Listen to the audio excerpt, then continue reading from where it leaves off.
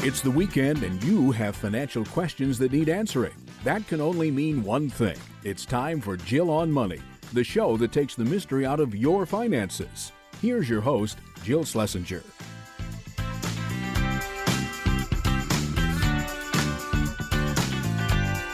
Welcome, welcome. It's the Jill on Money Show. This is the program that attempts to take the mystery out of your financial life. I am your host, Jill Schlesinger. I'm a CBS News business analyst, and I'm also a certified financial planner. And hopefully, this is a show where money is not scary, it is not boring, it is just a means to get you wherever you would like to go. So if you need some help with that journey that you are trying to create for you, for your family, get in touch with us. Go to JillOnMoney.com and click the Contact Us button. Let's start the program with Mary, who joins us from California. Yeah, so I appreciate you taking my call. I just started listening to your podcast like about a month ago. Oh, great. And I found it really interesting that a lot of the situations were similar to mine. So I thought I would reach out and see if you guys can give me some good advice. I'm a widow. My husband passed away 3.5 years ago. Oh, I'm sorry. Thank you. I have twin daughters. We had children late in life. They are 17, about to turn 18, and next year they'll be attending college. Okay. I am 61, turning 62 in April. Okay. So I'm looking to see if I can retire, in a position to retire within 2 or 3 years from now. Okay. Even though the kids are going to be in college, you're still like, I'm done, basically. If it's possible. Okay. Yeah. Are you miserable at work or are you okay at work? How are you feeling? I'm not miserable. I'm doing well, but I feel like I want to start living for me. Okay. You know what? I completely understand that. And I absolutely understand that feeling of you've been through a very major life event of losing your husband at such a young age. And I think that, I'm sure that what happens is that, you have this hyper focus on the kids because they were young at the time, right? Yes. Then it's like, okay, they're okay, steadied the ship. Now they're going to college. And even if I'm not miserable at work, like I need to just take a breath for me. So let's figure out whether or not this is achievable for you.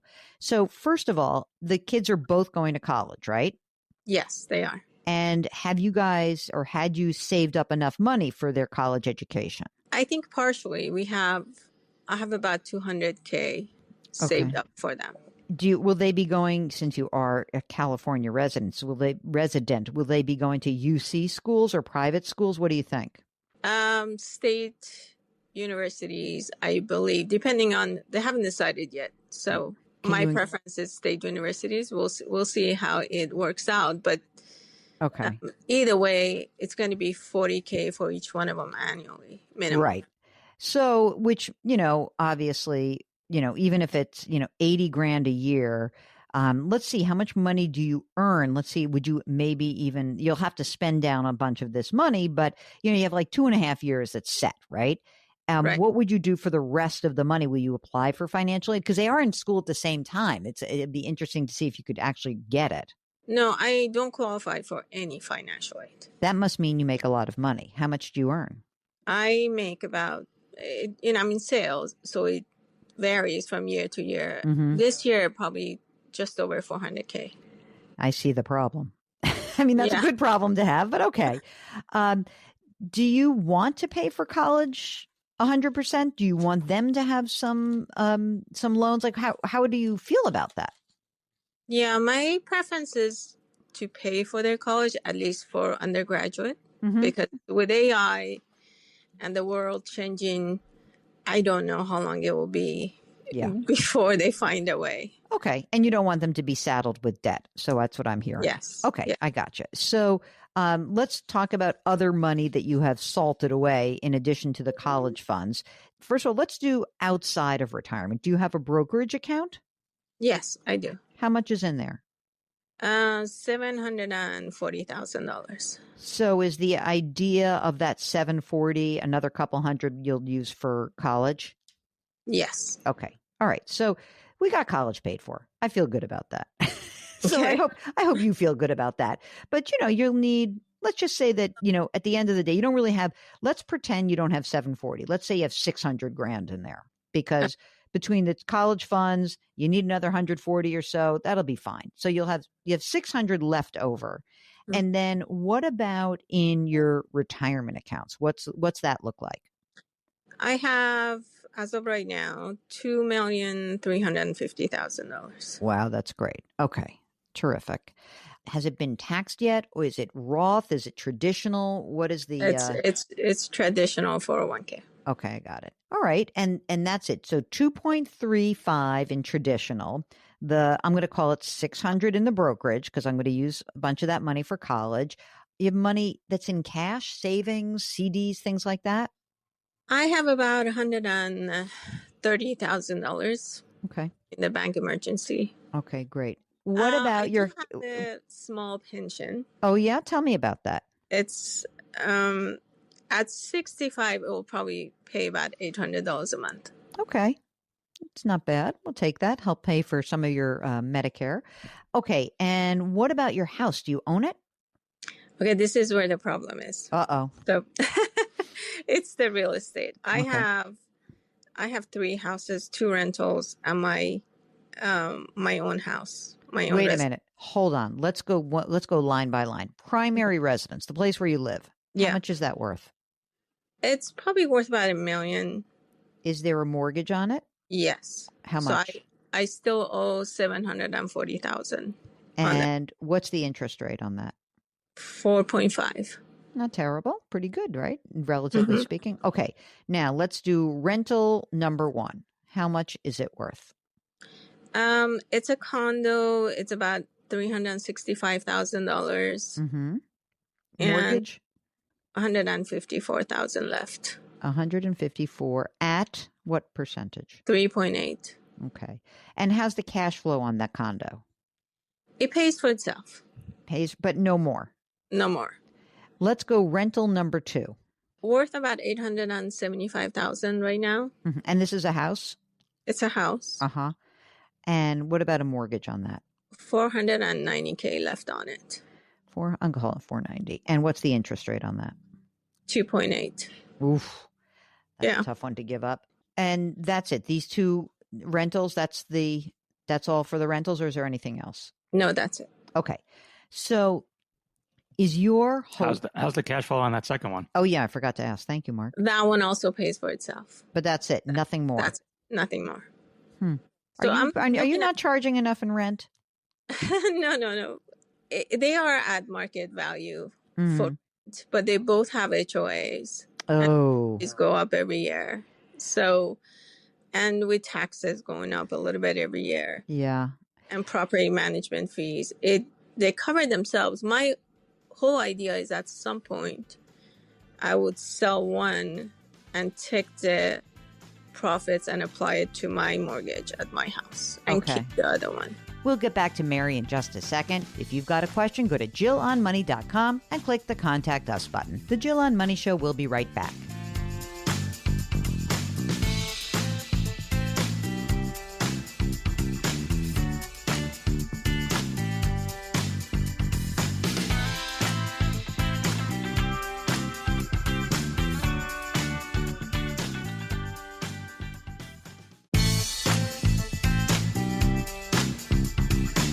Back to Jill on Money, where Jill Schlesinger helps you take the mystery out of your finances.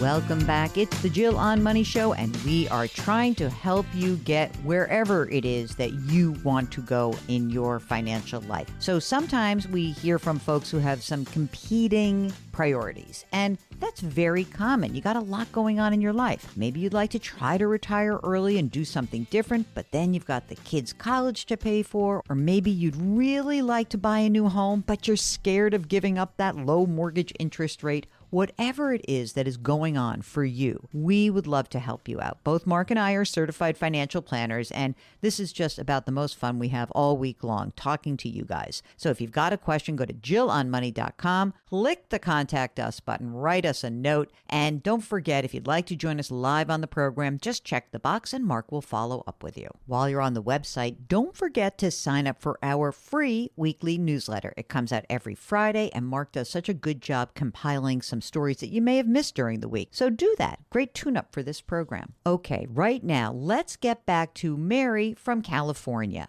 Which one is the one that you think you would keep, the house or the condo?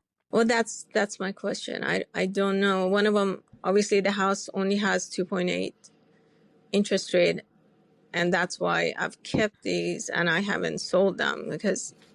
Yeah, but I mean, they're not cash flowing so great. Which one do you think has a better upside? What about that? Let me ask it that way. The house. The house does. So if we sold the condo, you were able to get a couple $100,000 out of it. Mm-hmm. Your idea would be to pay down the mortgage on your house. My idea might be to just add it to your brokerage account. I'm thinking. But let's keep talking here. If you look at your spending right now, what does that look like? We're averaging about $13K a month. $13K a month. And that's not going to change because these girls are going to be, they're in your life for a while, right? Yeah. Oh, I forgot to ask you, is there anyone else besides these girls that you're taking care of? My parents, but it's not a huge cost. It's okay. Like that's embedded in that 13 grand a month? Yes. So make sure I got this all right. You're 61, you'll turn 62 early next year. Your idea is, let me work for a couple more years, maybe 26, 27, retire in 2028. Is that the idea? Yes. Okay. Retire in 2028. You'll need to pay for your health care, and for the kids still have health care, right? For a year before Medicare, right? Yes. Okay. At that point, perhaps you would think about selling the condo and you would have an extra 200 grand. The question is whether or not that you would pay down your mortgage, your 4.5% mortgage, or whether you take that 200 grand in proceeds and add it to the brokerage account. Would you have any opportunity to work in retirement, like part-time? People in sales sometimes can say like, yeah, I could do some projects. I could do this, that, and the other thing. What do you think about that? No. Oh, I heard that. Ugh, no, I don't want to do that. Not in the job that I have. It's all or nothing in this job.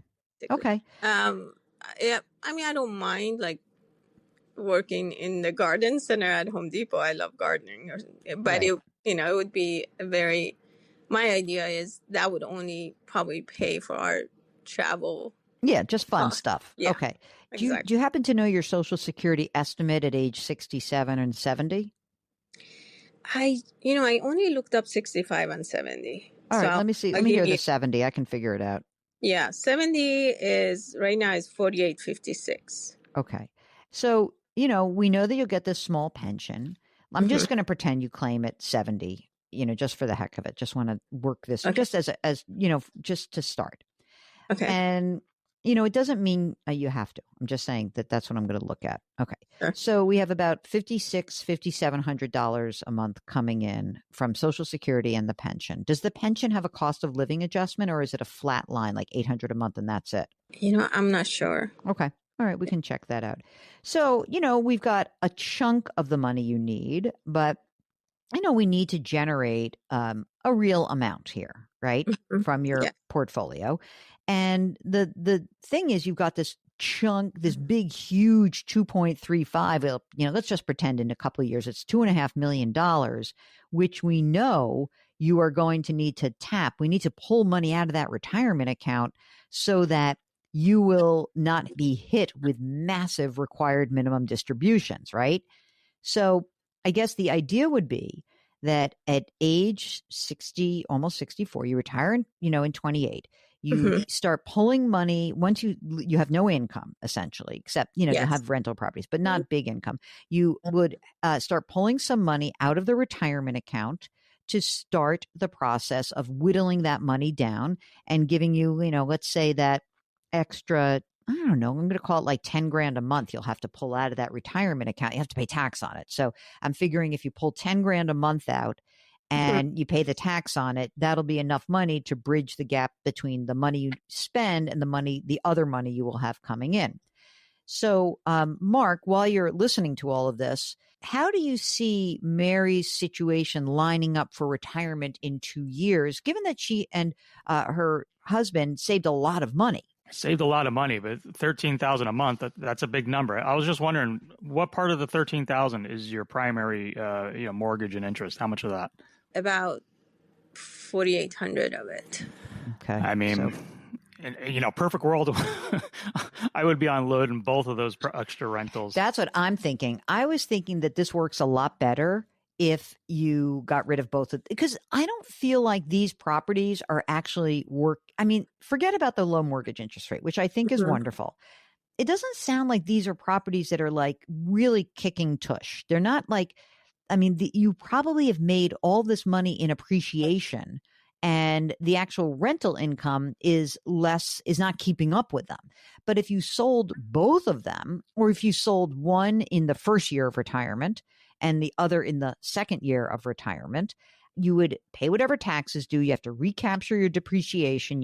But you'll have a big chunk of money freed up. Like, I don't see that they're doing that much good for you. I think that maybe the best days are maybe behind you, unless you told me that like, oh, I'm undercharging on rent, but you didn't say that. You said you're charging market rates. So yes. I think that if you could have the money from both of these properties freed up earlier in your retirement, you could then think about, beefing up either beefing up the brokerage account or using some chunk of money to pay down your mortgage or recast the mortgage on the primary. I wouldn't take all of this money and pay off the primary mortgage because you need access to this money. You need to have it available to you. So when you say, is it possible for you to retire in 2 years? I think it's possible, but I think it requires selling both of these properties earlier in your retirement. And if you say, I don't want to do that, only one is going to be the one, then I think working an extra couple of years, at least till college is behind you and you see, sort of how that goes, then you definitely have very possible, like a much easier way of making the numbers work. But if you sold both of these properties, you'd have that excess cash, right? You'd have more like $1 million in your brokerage account, 2.3 in the retirement, no liabilities that are outstanding. You'd be able to maybe absorb the cost of the house more readily because you'd have your brokerage account helping to grow your asset base while you're paying down this mortgage. I think it works better I agree with Mark. I think it works better if you sell the rental properties. These were great purchases, I bet, just in terms of appreciation, right? They've gone up in value. But as you said, you live in California where homeowners association rates, which are incorporating big increases in insurance premiums and taxes, that's eating into the ability for you to profit on a cash flow or to really generate better cash flow. So I think it works a lot better if you're thinking about doing that. If you've got a financial question, all you need to do is go to our website, JillOnMoney.com, and click the Contact Us button. We'll be right back.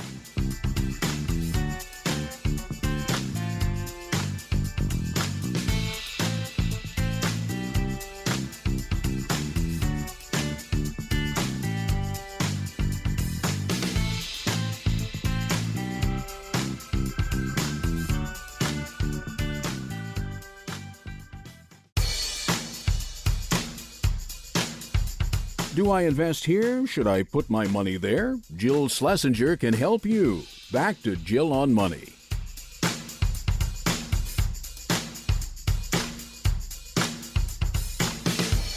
Welcome back. It's the Jill on Money Show. If you've got a question, just go to our website, JillOnMoney.com. Let's talk to Lee from New Jersey. Hello, Lee. How are you? I'm wonderful. It's so good to be with you guys. Good to talk to you. What can we do for you? Well, I want to retire from my current job in 2 years, about 2 years, but I don't want to just not do nothing. So I plan to start the next chapter of my life, and I don't know exactly what that's going to be. I have a few things in mind, but so I want to make sure that I'm ready to make the transition into the next chapter. That sounds awesome. So, Lee, how old are you now? I'm 60. Are you married, single, partnered? I'm single, but I'm dating. I've been dating the same person for about 3 years now, but single. You keep your finances separate. Exactly. We don't live together. Okay. Very good. That's probably why you're so happy, not being in each other's business. Okay. So how much do you earn right now, Lee? 195,200. Are you making retirement plan contributions on that 195? I am. How much is in your retirement account? I have 992,000. Oh, gosh. And I reached the 1 million mark last Thursday. Only to have it snatched away. Exactly. Oh, gosh. Good. Don't worry. You'll get there again. And that was for the first time. Oh, I know. It feels good for a minute. Yes. So for that retirement account, is that a traditional or a Roth? Only about 22,000 is a Roth because I started making all of my contributions into the Roth account. It's a TSP account. So I started making all of my contributions in Roth in 2024. Okay. That's fine. Don't worry. End of 20, yeah. Will you be entitled to a pension? I will. Tell us about the pension so we can all be envious of you. Well, I'll be getting $65,000 a year. Okay. When does that start? That starts as soon as I retire, So if you say in 2 years from now, it'll be $65,000. Right. And then I'm also eligible for my deceased husband's Social Security because I'm 60 now. And so I'll take that as well and let my Social Security sit. How much will that amount be, the amount from your deceased husband's Social Security? About 29,000. When you look at your spending, what do you feel like your needs are in terms of income? Well, just about every single thing that I think that I have that I spend money on monthly comes out to between $6,000 and $6,500. So if I said $6,500 a month, you'd feel good about that. If we could figure out that you would be able to do anything you really want, $6,500 a month, you'd feel good about that. Yes? I would. Okay, great. In addition to the TSP, do you have other money that has been socked away?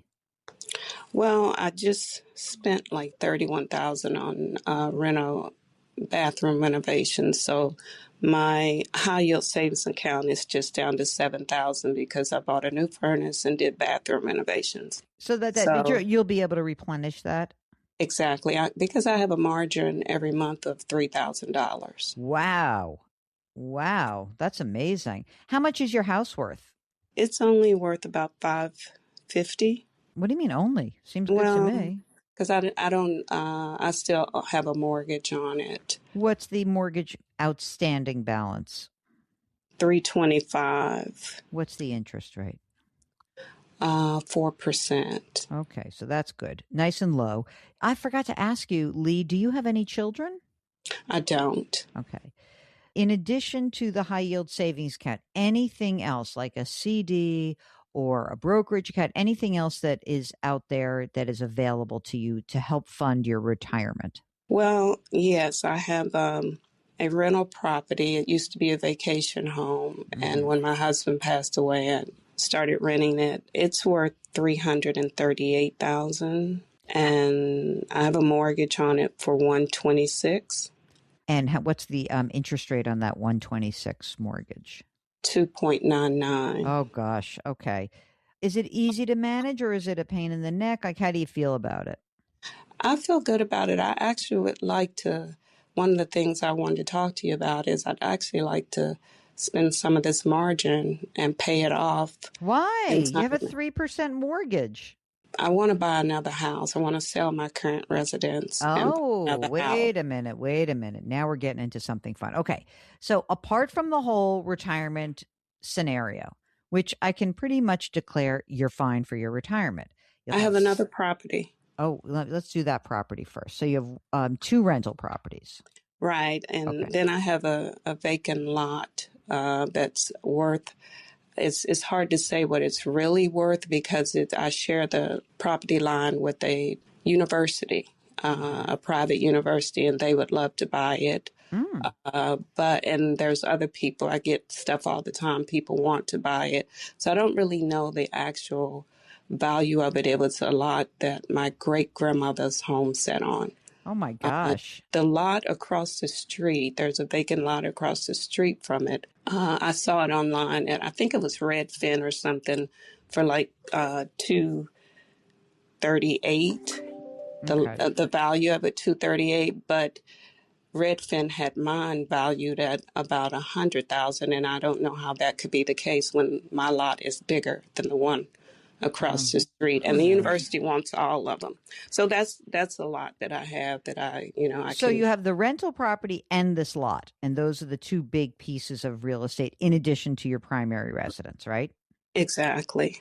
Right now, that rental property that you own, how much rent is it generating after you pay for your mortgage? It's pretty much breaking even right now between the mortgage, and I really probably need to take the rent up a little bit, raise the rent, but my tenant has another year left on her lease, so I'll definitely consider that afterwards. But I'm not going to raise it by much. Right. And it's a very solid. It's not going to all of a sudden start cash flowing $1,500 a month. No. You're not gonna, yeah. Okay. We'll get back to Lee in a moment. It's Jill on Money.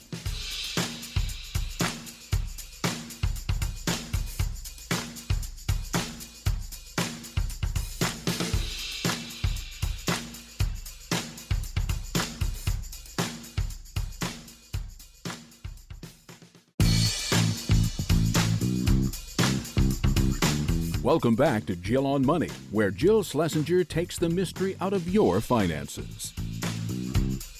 Welcome back. It's Jill on Money. Let's get back to Lee from New Jersey. Forgetting about the retirement thing for a second, because obviously your pension income plus your husband's Social Security and eventually your own Social Security. Which I can tell you how much that will be. How much is yours? What's your Social Security estimate? Mine is going to be at 70 is when I would take it. And that will be 60,000. Let's be smart about this.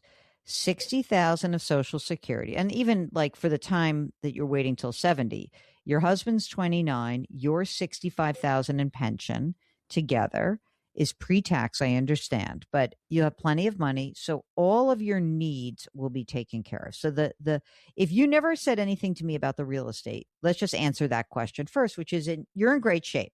But now let's talk about what you actually would like to do. You have a $550,000 home. What is your new home quest looking like? What would you like to be buying? Probably about 700,000. That is a house that will cost you more to keep up, right? Because you would have to, it's bigger, there's more taxes, just like, so in that scenario of a new home, you would essentially need to also increase the spending that you'll be doing, don't you think? Exactly. So if we went from $6,500 a month to maybe, I don't know, $8,000 a month, does that seem like reasonable to cover everything for a new home? Well, I did a little bit of a calculation. Yeah. And it looks like the new home would cost me like another maybe $1,400 a month.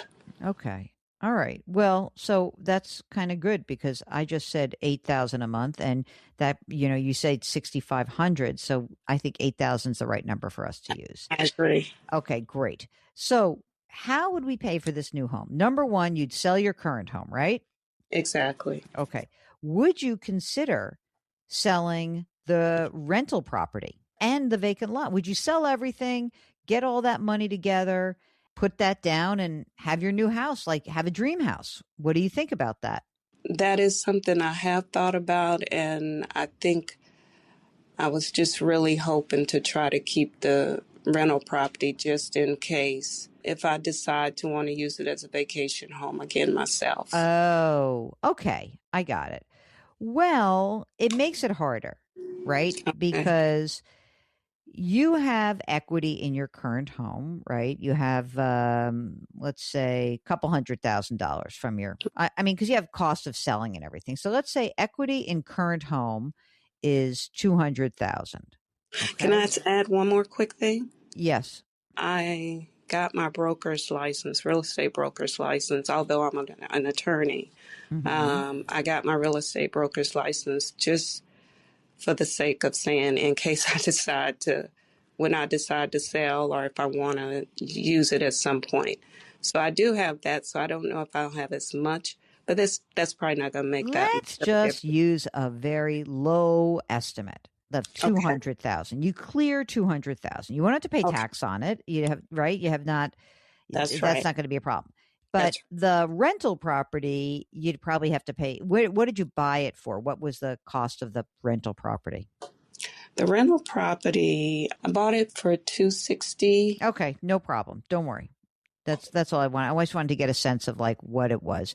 And so you'll have another couple 100,000 if we sold it. I'm just saying, if we sold Right. it, you'd have That's another right. 200,000 from that. And the vacant lot, if you were to sell that to the university, let's say worst case scenario, you get 100 because you said it doesn't sound like, it sounds like also like 200, but let's say it's 100.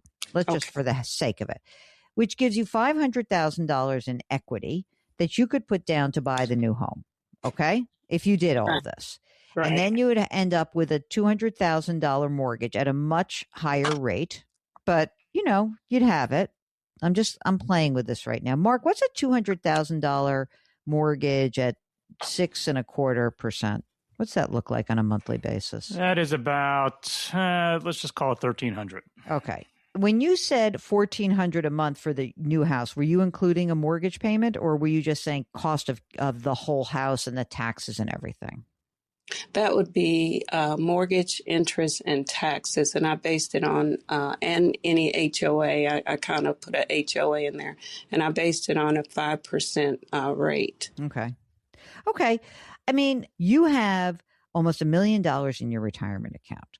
I would hesitate to pull the money. Like, I wouldn't say, oh, take all this money out of your retirement account to buy the new home in cash, because it would be a massive tax hit. Maybe you take some out, but I wouldn't do like everything.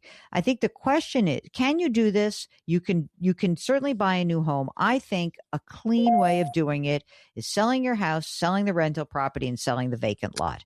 If you want the ability to keep the rental property for yourself, that's fine, but I wouldn't buy a new house necessarily. During this next 10 years, when you retire, let's say you retire in 2 years, and you've built up your high yield savings account, and you've got your $1 million in your retirement account, that retirement account is there to fund a lot of different things, like the change in your spending, the higher spending amount that you'll need, and accounting for inflation. And I think you're fine. I'm not sure whether you were thinking you should pull, a few $100,000 out of your retirement account to use to buy the new home. Were you thinking of doing that? No, I wasn't thinking of doing that. I was thinking actually of paying off the rental and using that money, to help with the mortgage payment.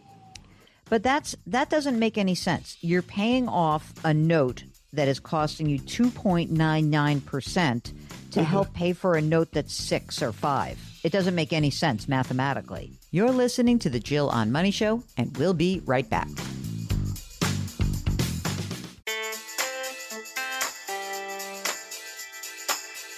Welcome back to Jill on Money. Let's get back to Lee. If you decided you don't want to sell the rental property, one other idea is that when you retire in 2 years, over the few years, like before you're claiming Social Security, you could start to slowly take some money out of the thrift savings plan and compile a chunk of money that you would use to buy a new home. Doing it all at once would be kind of ghastly because you would have to pay big taxes on it. Exactly. But if you could do it and keep yourself in the 24% bracket, if you have your pension of 65 and then your husband's Social Security of 30, you're in the 22. If you would take out, $50,000 or $80,000 a year from your retirement account for a few years, not a lot, but like 2 or 3 years, pay the tax that's due on that and use that to help you buy the new home, that would be it. But I wouldn't empty out the account. Mark, what portion of the thrift savings could Lee tap to help her buy this new home? I'd hate to tap it at all, but I know I don't want to, but I'm trying to give her options. Yeah, I'm with you. I wouldn't go, I don't know. I certainly wouldn't go past a couple 100,000. Me neither. I would say that 200 would be it. Okay, you came on with us, Lee, to kind of talk about retirement. We then moved into a housing question. Are you miserable in your house because your current home seems like a great deal and you've got a lot of money saved and you can do a lot of things by keeping this home? Do you hate this house or not? I don't hate it. It's just that I want first floor living as far as my bedroom. And the house is kind of big for me. It's not the layout that I would want. Okay. Well, I think that I think that the game plan would be that in 2 years, when you are, and by the way, I would just put money away into your retirement account. Like, you don't have to go crazy. I really do want to make sure you build up that high yield savings account. I would not pay off a 2.99% loan. I would not pay off my 4% loan. Don't make any extra payments on anything. Okay. If you're thinking about doing this house in advance, that when you are done working and making your $195,000 a year and you're relying on your pension and your Social Security, could you take out, 50, 60 grand a year for a few years, build up your cash position, and then potentially buy the new home? I think that's the way that we would suggest you think about doing it, not emptying out your thrift savings plan. Do not do that. It's Jill on Money, and we'll be right back.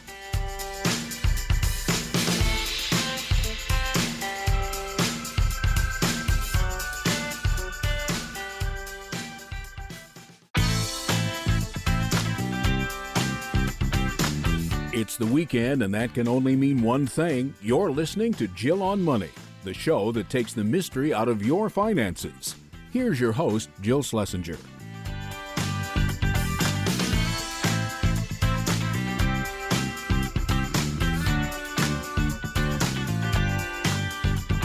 Welcome back. It's the Jill on Money Show, hour number 2, and we are here answering your financial questions. If something is going on in your life, if you're trying to get the new year off on strong footing, get in touch with us. Go to JillOnMoney.com and click the Contact Us button. While you're there, don't forget to sign up for the free weekly newsletter. It comes out every Friday, and that will also entitle you to our blog. So very easy to do. Right now, let's get this hour started. We are going to talk to Rich, who joins us from Montana. Hello, Rich. What's going on?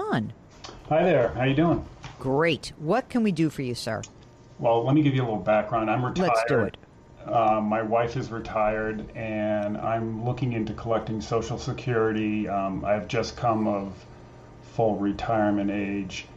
My big question is really about converting my existing IRAs, traditional IRAs, into Roths. I've read the Ed Slott book, and it resonates with me, and have heard some of your programming on that. And it seems like it would be a good vehicle for me to pass on money to my kids in a tax-deferred manner for them.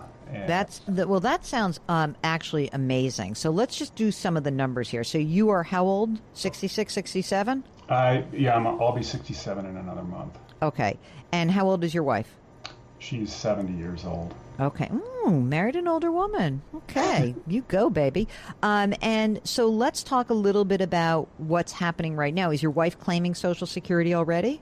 Yeah, she started collecting when she reached full retirement age, which was about 4 years ago. Okay. How much money does she get from Social Security? So it's annually, about $26K a year, and that's gross. Okay, no problem. And are either of you entitled to a pension? I do have a pension. How much? it's about 43,000 gross. Okay. So right now, the income you have is your $43,000 pension, her $26,000 Social Security. You have not claimed yet, but what is the Social Security benefit for you if you claim now? What would it be at 70? For me, it's going to be about 43,000 if I start claiming in January. And do you know the 70 number at age 70? At 70, monthly, it's going to be 3,900 roughly. Okay. Tell us about the money that you have accumulated that we're talking about potentially converting. So let's do this kind of methodically. How much money do you have in traditional retirement assets right now? It's about $1 million. Okay, great. And do you have a bunch of money that is available to pay the tax when we start converting? I do. Tell me more. I have, my wife and I have an account that's almost $900,000. So a plain old brokerage account, right? Correct. Okay. Do you already have a Roth account or not? I do. What's in there? My Roth is about 320, something like that. Okay. And does she have a Roth as well? She does. She has about 240. Okay. Great. Any other money that we need to know about, just in terms of money that you have invested, or rental property or anything like that? Yeah, my total net worth, if you add the Roths, the joint tenant account that we have, everything all told is about $2.5 million. Okay, great. And you guys live in your own home, no other property? That's correct. How much is your house worth? A little over $600K. Is there a mortgage on it? There is not. Okay. And big question, are you ready for this, Rich from Montana? How much money do you guys spend? Over the last 4 months, it's been about $72K annually if you prorate it. Okay. And there's no big amount of money that's coming up. Like you said you have kids. Are they launched? Is there money that you need to help them out with? Anything in that vein? Yeah, they are launched. Aside from like my daughter's getting married in the spring, so we're gonna throw them some money. How much? Probably $35K. What? That's so cheap. How lucky for you. That's amazing. Amazing. I'm getting married again. Actually, Mark and I both had the cheapest weddings possible. We both got married at City Hall. Okay, so you'll need $35,000. Do you have just a plain old checking or high yield savings account? We do. How much? About 20. About 20. Oh, there's the wife. There's Mrs. Rich. That's my bookkeeper. Thank you. She's your CFO. You said how much? 25,000? About 20. Okay, 20. Got it. And there's nothing big coming up beyond the wedding, right? Not that I'm aware of. Okay. So for right now, if we look at where you are, you have a spend of 72. What is your inclination? Is your inclination to be like the pension? I want to claim Social Security right now. I want to have all this income. Like, what do you want to happen right now? My gut is that I should claim Social Security because if I'm going to be converting trad IRAs into Roths, I'm going to need some income to pay for that. And I was thinking of using Social Security to pay for that. That's my gut. So, tell me about the tax rate in the state of Montana. I think it's around 6%, but honestly, I haven't been here that long, so. Okay. Because I want you to think about it two different ways. I hear what you're saying. On the other hand, I might look at it as, right now, we know you're going to get pension money. You're $43,000. We've got your wife's Social Security, so that's $69,000. Yeah. Because you are converting, you're going to have a taxable. You're going to have taxable income. Mm-hmm. So I'm wondering whether it makes sense to do some of the converting over the next few years before you claim Social Security, so that we have less income, that we can keep you in a tax bracket that is maybe a little bit more reasonable.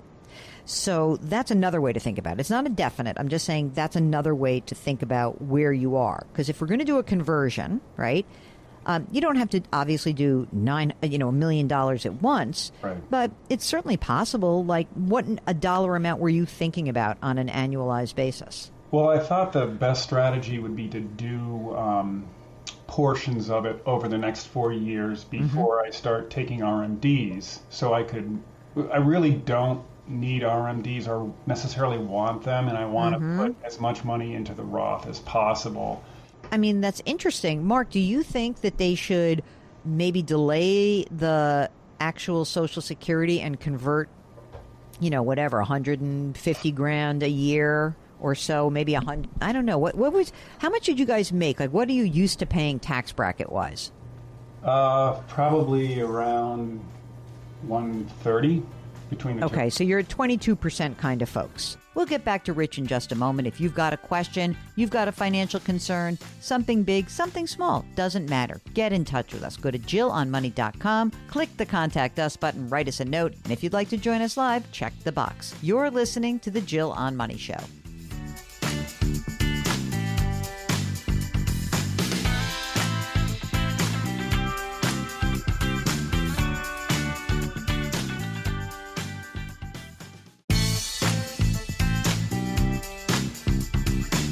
Back to Jill on Money, where Jill Schlesinger helps you take the mystery out of your finances.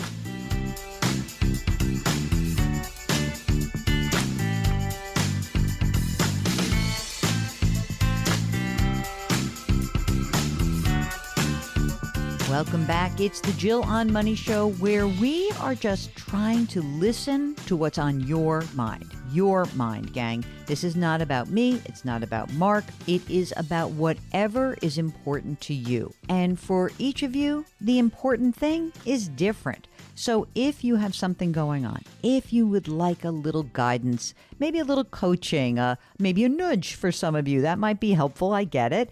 Just get in touch with us. Go to JillOnMoney.com, JillOnMoney.com. That's our website.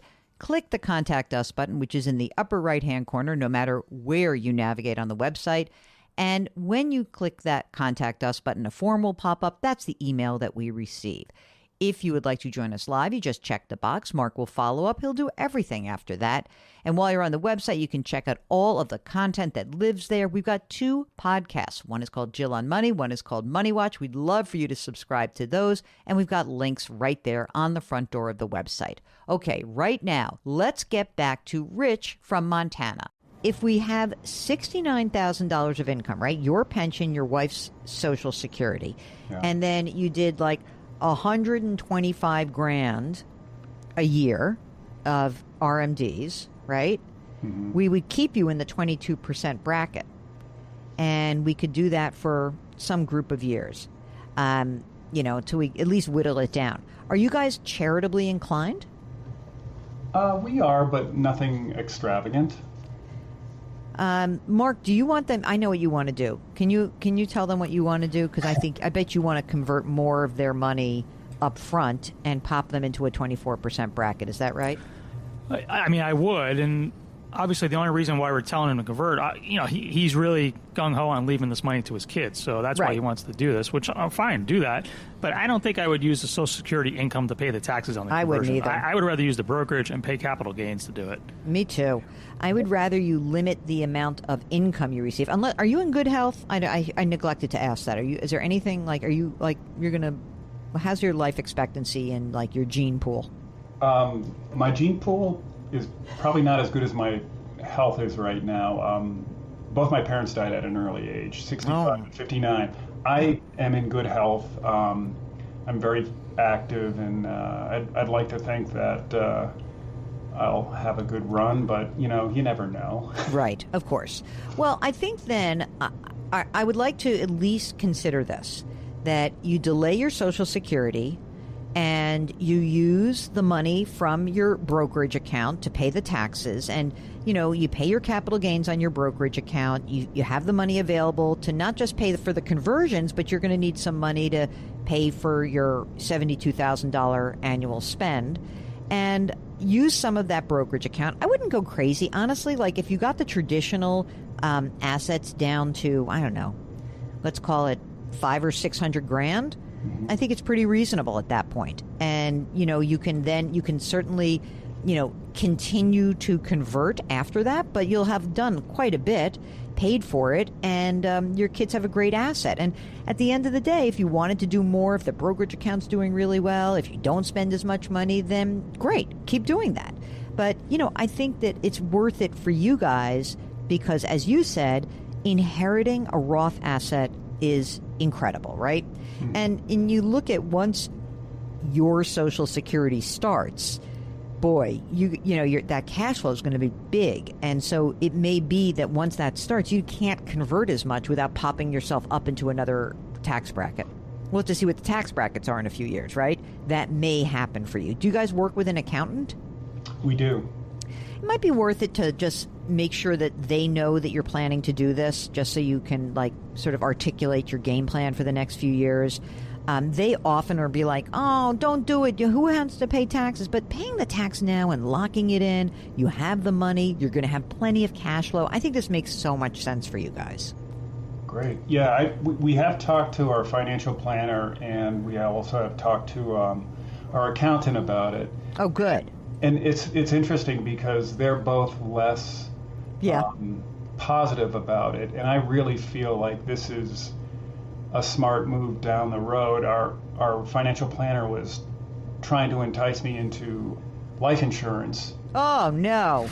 What kind of financial planner? I want to fire that dude. Well, sorry. Yeah, I've honestly been contemplating that because I was like, if he's looking out for my interests, I don't feel like he should be advocating for that. But can I just say that's a weird thing to actually put out there? Okay, cynical Jill, I'm going to just say cynical Jill is like, oh yeah, of course. What he'd rather do is make sure you have the brokerage account intact so they can charge you a fee on it and keep that money, but like life insurance, that's a terrible, it's like that makes no sense to me. You've got plenty of money. Why would I pay the fee for life insurance? It's so dumb. Like I wouldn't want to get that. I definitely would not want to do that. Well, I told him no, and I was like, the fee for that, I was like, I'd rather put that money into taxes and get the benefit. Totally. I totally agree with you. And, look, if the worst case scenario is like, I don't actually get to convert as much, so you can start taking money out, or you can do some smaller conversions over time, or you can say, I'll use some of the traditional money to do a qualified charitable distribution. There's a lot of things you can do to make that money go away. But I think once it's more like $500,000 rather than $1 million, it feels like you have a little bit more control over it, and you've got that tax liability that is locked in. Yeah. So, yeah, I think that's good. Isn't that funny? I know a lot of these folks, man, it's like the power of the Roth is, I know they understand it, but it is incredible to me. It really is. So I am fully supportive of this. So and let me yes, ask you one question, too, about the not getting Social Security and putting that up. What's the motivation for that versus spending? Just keeping your taxable income down. We want the taxable income to come from the conversion. Yep. Right? And you have this $900,000 pot. You're not going to use the whole brokerage account, but you can use that pot of money to pay for the conversion, to pay for the taxes. And instead of having taxable income, which is, at the very least, it's going to be 22% plus your state income tax, as opposed to, looking at, and you'll be able to convert more without the Social Security income popping you up into the 24% bracket. And I imagine that the brokerage account has a lot of gains in the holdings? It's right now, year to date, it's only up about 9%, 10%, something like that. Yeah, but you got capital gains from way back. It has to, right? Yeah. Okay. It's actually, we got nailed a couple of years ago because it was, it did really well. Yeah. So, I think that if you can, again, if you're limiting your if you're limiting your conversions, and you can pay a 15% capital gains rate on and this is why I want you to talk to your accountant, that they'll be able to give you the actual dollar amount. You want to sell, you'll sell some of your brokerage account out. You pay a 15% capital gains rate rather than, say, 22 or 24% as a marginal tax bracket. That's all. It's like a tax arbitrage. It's not it's not like the most important thing, but if we're talking math here, it makes more sense. Yeah, so instead of paying, that makes a lot of sense. Instead of paying $42K of taxes of 20% just or 24%, I'm going to be doing 15. That makes a lot of sense. Right. Yeah. So Social Security will be taxed as ordinary income. Your brokerage account will be taxed at capital gains rates. Yeah. And ideally, we can keep you in that 15% tax bracket, which married filing jointly, as long as you keep that income. Again, this is another reason why not converting too much at once, that we can keep you in that income bracket under 250. Because there's this weird threshold thing that kicks in on your long-term capital gains. So, your accountant can help you out with that. But I think that generally speaking, I think it's a great idea. You don't spend a ton of money. You're going to have all this income eventually. We're just talking about the next few years, really. That's all we're talking about. It's like a 3-year game plan where I think it's going to really work. If you've got a financial question, it's so easy to get in touch with us. Just go to JillOnMoney.com and click the Contact Us button. You're listening to The Jill on Money Show.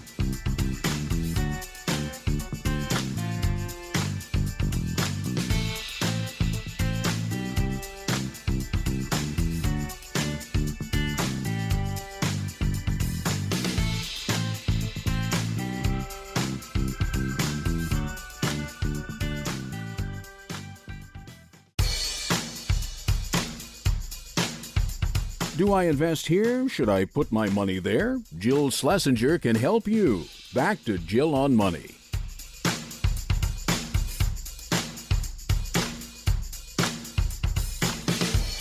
Welcome back to Jill on Money. Let's talk to Dave from North Carolina. Hi, Dave. What's going on? Hey, Jill. What's happening? What can we do for you, sir?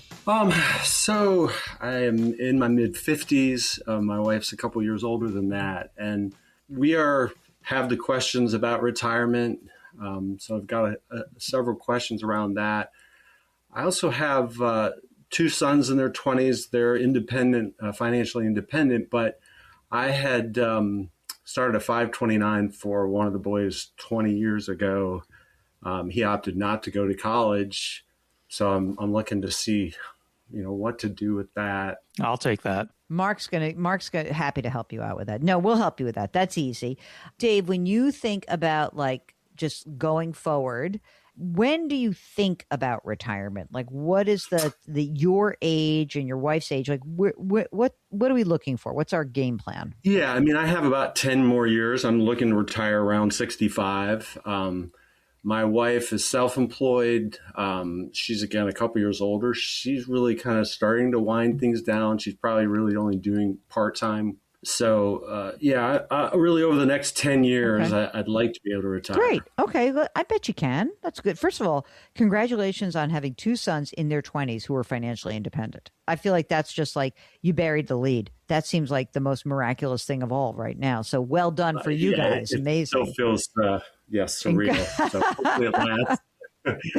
Hopefully it lasts. So Dave, how much do you earn right now? I'd say between my wife and I, it's about $350,000 a year gross. If your wife were not working at all, what would the number be? Probably $275,000. Okay, so do you think she'll really wind down to nothing, or do you think she'll keep doing the $75,000 for a while? It might wind down to half of that, I think. So should we just say the combined income is closer to $300,000, just so we? Sure. Okay. Are you both making retirement plan contributions? Yes. Okay. Yes. What are you putting into a 401k, a 403b? What do you got? Yeah, 401k with my with the company I belong to, and maxing out also the catch-up contribution. How much is in there?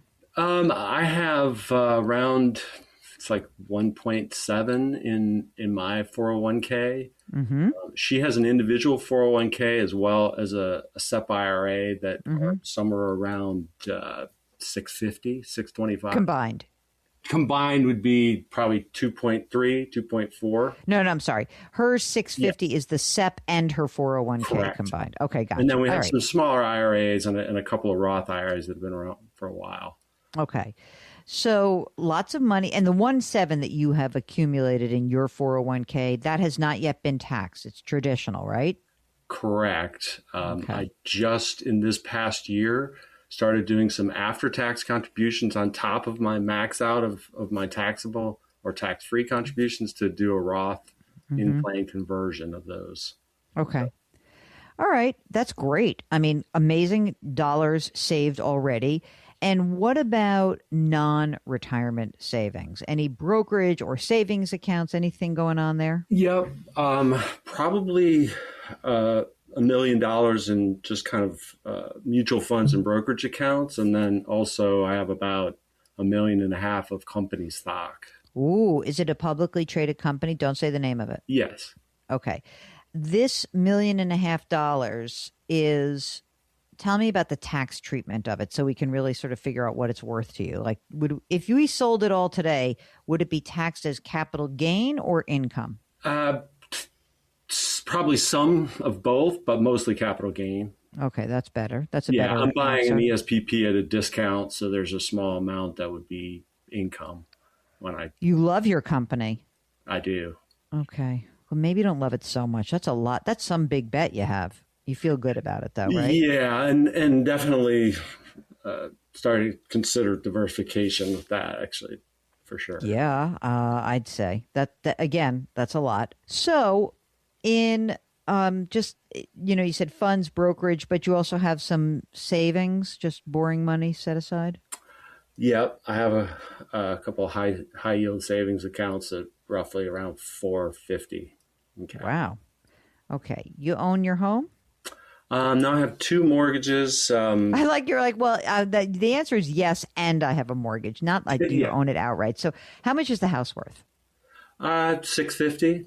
Okay. And then there's a mortgage amount, the primary mortgage that you originally took out. How much is left on that? 120. And what's the interest rate? Roughly 3%. And then you have what, a HELOC or a home equity loan? No, I have a rental property that has a mortgage. Okay, what's the rental? What's the rental property worth? $235-ish. And the mortgage outstanding? Yeah, 3%-ish. The rental property is worth $235, or that's what the mortgage? That's the mortgage. It's also about $650. Okay. Oh, okay. The rental property, how is the cash flow on it? I've recently had a tenant leave and found some issues, so cash flow it's going to be low for the next few months till we get some repairs done. How much for the past 8 years? It's been pretty good. How much does it deliver, like in real terms? Like you pay for the mortgage and the whatever, all the stuff. It's 10 grand a year. Okay. Do you guys like where you live? Do you feel like your current primary residence is where you want to be? Yeah. Okay. That seems like a little hesitation, but okay. It's sort of like, yeah. Well, we have a beach property and we have a mountain property. So we split time amongst, several different places. So okay, wait a second. Big shot. So we now have 4 pieces of property. How much is beach worth? So beach, I'm a 1/3 owner of the property. So it's roughly $400, my share. Mortgage or not? No. Okay. And mountain property? Mountain property today is just a plot of land. It's $100K. Mark, all these people with like their various land ownings. My God, it's incredible. Yeah, North Carolina is a short drive to each, so it's really convenient. Okay, but you want to keep everything, right? Yeah. Okay. And is the plot of land in the mountains something that you wish to develop? Yes, or potentially trade up if we find something that's already got a property. It's very expensive to build, we're learning. Totally. So, yeah. Yeah, I know. It's such a drag. And the process itself. It's like it's like open season on your relationship when you're doing those projects also. It's incredible. What? What did you want that for? We'll get back to Dave in a minute. You're listening to Jill on Money.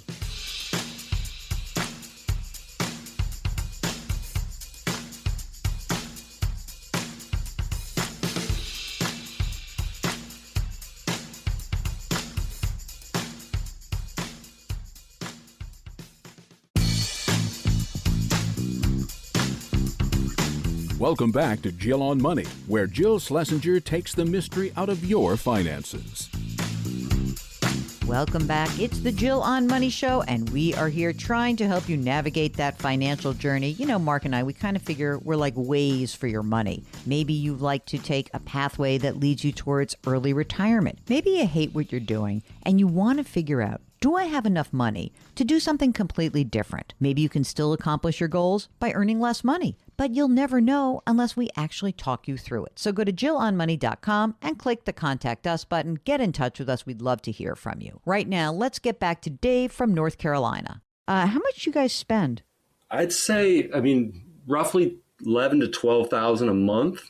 Okay. But then, that doesn't include some travel that we'll do periodically. So it probably averages. How could you travel? You're either at the beach or on your mountaintop. I'm just kidding. So more like 13, 14 when you put it all together? Sure. I think why not, right? Okay. There will be no pension for you, yes? Correct. Or no? Okay, no pension. So actually, my wife does have a small pension. Oh, really? She was How much? Worked for a corporation. I think it'll be $1,500 a month at 65. Oh, wow. That's actually more than I thought. And how old is she right now? She's just about turned 60. Okay. All right. So in 5 years, she gets her, how much? You said 1,500? Is that what you said? Yeah. Wow. That's more than I thought you were going to say. How about, so for her, she's on your health benefits, right? Correct. So there's no big deal. As long as you're going to be working, she's covered. Then she goes on Medicare. Okay, that's fine. Do you have extra cash flow that you're throwing into these accounts that we can just count on for the next 10 years? I have significant dividends from the company's stock. Oh, interesting. So what's your top tax bracket? If you're making $300 and you have dividends and you've got rental property, are you kind of finding yourself in the 32% bracket, like between $400,000 and $500,000 of income? No, it's still 350-ish, I'd say. Okay, yeah. With all that other stuff. Okay, so you're in 24. Okay, that's good. I'm happy you being in a lower one. 1.7 million in traditional is Dave's. His wife's got 650. They got $1 million in brokerage stuff and ETFs and mutual funds in a brokerage account. Then $1.5 million in this publicly traded company for which he is a fine employee. We've got in residence, we've got rental property that's cash flowing $10,000 a year, all these other little things. Even his wife's even going to have a little pension. They want to spend $14,000 a month. What do you think, Mark? Yay or nay? Do we have a 10-year time horizon to build out that $14,000 a month for them and they can travel? I don't even think you need 10 years, but if you want to do 10 years, knock yourself out. Yeah, I was thinking the same thing. You sure you want to do the 10 years? If you want to, go for it. But you're in great shape. You have a lot of money. I think your biggest risk is concentration in the company. Right. And I don't know how, there are people who can help you manage that. You could either just say, I'm going to bite the bullet. I'm going to sell some every year. I'm going to, take a couple $100,000. And is it in the ESPP right now? And then you have to take it out, pay the tax, then do that whole thing? Or is it already in a brokerage account in your name? It gets transferred into a brokerage account, but okay. I haven't paid any tax until I sell it. Okay. And so do you have an accountant that you work with tax time or not? No. You're going to need somebody I to help do have you a out. tax advisor, but I have questions. Not a tax advisor. I'm sorry. I have a financial advisor that I've worked with. Oh. And you like this person or not so much? You have questions. Questions really, I don't know. I'd like to start taking it back myself and really simplify things. I think it's really complicated. I transfer everything from all my accounts into Quicken, and that has become now kind of not synced, and partly because of the number of transactions that they do. It seems overly complicated for me. So I would like to put it in index funds and manage it myself, make it much more simple over the next, I don't know if it needs to be short run, but certainly by the time I retire. Oh, yeah. By the time, put it this way. If it's complicated, no financial advisor should be making your life more complicated. It should be less complicated. It should be like, here are the keys to the kingdom. Make my life less complicated. It sounds like you're very much on top of this. Maybe this is an interesting idea, though. If you're going to take it over yourself, maybe you do want to grab the advice of a fee-only advisor who can guide you about this about the tax impact of doing this, or get yourself a really good accountant. The reason I'm thinking that is that if things are very complicated in the $1 million account, and we're adding to the tax issue with a publicly traded company that you work for where you have stock, if you just blew everything out and made changes, it would be a silly tax hit to take all at once. There could be some smarter ways to do that. Yeah. And that may be helpful to have somebody to walk you through it. There's some planning that needs to be done, and maybe you want to pay someone by the hour to help you. Yeah. You know what I mean? Like, it doesn't sound like you're saying, I don't want to pay. It sounds like you're saying, I don't know if I want to pay as much as I'm paying to the person I'm working with right now. Is that about right? Yeah. I think working with somebody else would bring more energy at this point. I just feel like it's time to take a fresh approach to it and really get it back under to where at least I understand completely everything that's happening. And I do to the most extent. It's just I'm very partial to my Quicken. I've done it so many years. I don't really want to lose that. You don't have to. But we don't absolutely. I mean, there's no reason that you have to lose that. It's just working with someone who can help you game it out in a smart way, more than some chick who's hosting a podcast. That would be me. I think the 10-year game plan is great. Do you like where you are? I mean, we know you love the company. You feel comfortable. Okay, so you're into it. So keep working. That's awesome. We'll wrap up with Dave in just a minute. If you've got a question, just go to JillOnMoney.com, click the Contact Us button, write us a note, and check the box if you want to join us on the air live. You're listening to Jill on Money.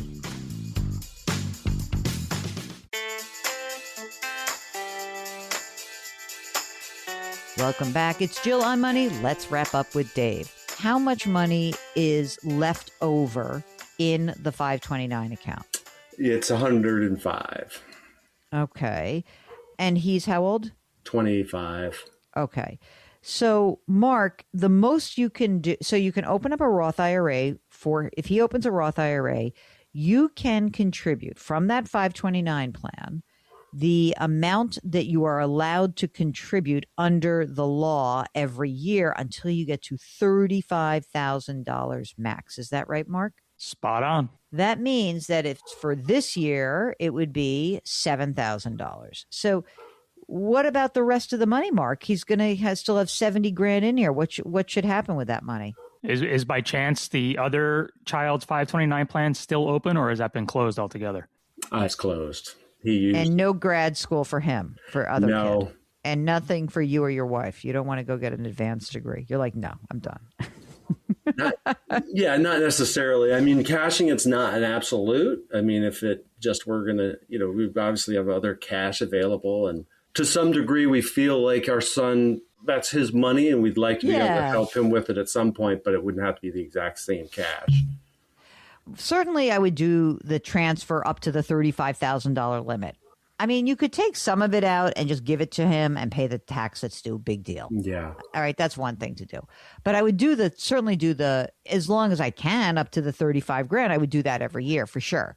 Test the waters a little bit with him. Like if you think that he is, he wants to buy a house and you'd like to help him out, like, so whatever, Kate, take the money out and pay the tax it's due and move on. Give him the money. I mean, it sounds like a good kid, right? Right. Yeah. Let's just say that, we leave 35 grand in there, but now we have $70,000 left in the 529. The money comes out. Does that come out at like the tax hit? Does it come out for the kid's tax rate or for Dave and his wife's tax rate? No, I think it'll be for Dave and his wife. Darn it. I was trying to find another way to save some money. Okay. Yeah, that was my understanding. And I think in this, with this 529, there's a 10% penalty for not using it for qualified education. Yeah, so what?